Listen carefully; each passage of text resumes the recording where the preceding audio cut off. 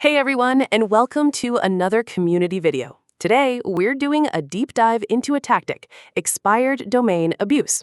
So, today we're going to answer all common questions: what this abuse looks like, how Google catches it, and what you need to do to recover, as well as how you can report such a website.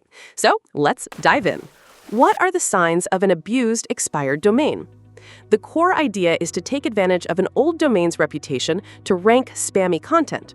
So what does that spammy content usually look like? Here are the common characteristics. First, it's search engine first content. The pages aren't written to help people, they're written to rank.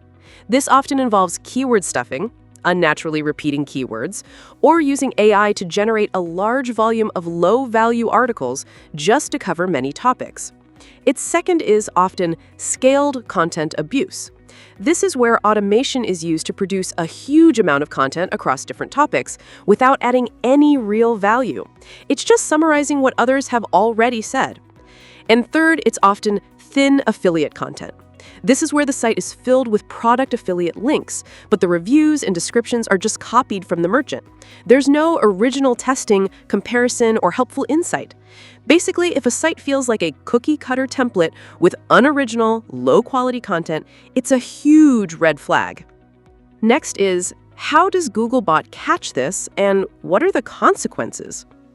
Google uses a combination of its powerful automated systems, insights from human reviewers, and even user reports to detect this kind of abuse. And the consequences are, if a site is caught, it will almost certainly see its rankings drop, or it might be completely omitted from Google search results. In many cases, a human reviewer will issue a manual action, which is a direct penalty you'll be notified about in Search Console. And don't try to get clever. If any website attempts to continue the spam on a subdomain or a different part of the site, Google can take even broader action.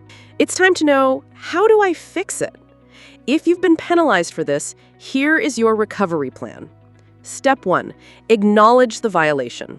The first step is to thoroughly review Google's spam policies. The only path forward is to remove all the manipulative content and commit to full compliance. Step 2. Replace it with people-first content.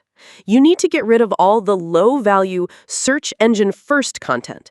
The goal is to turn the site into a legitimate resource with original, helpful content that demonstrates real expertise and trust. Step 3. File a reconsideration request. If you received a manual action after you have cleaned up the entire site, you must file a reconsideration request through Search Console. You'll need to explain what the problem was and what you did to fix it.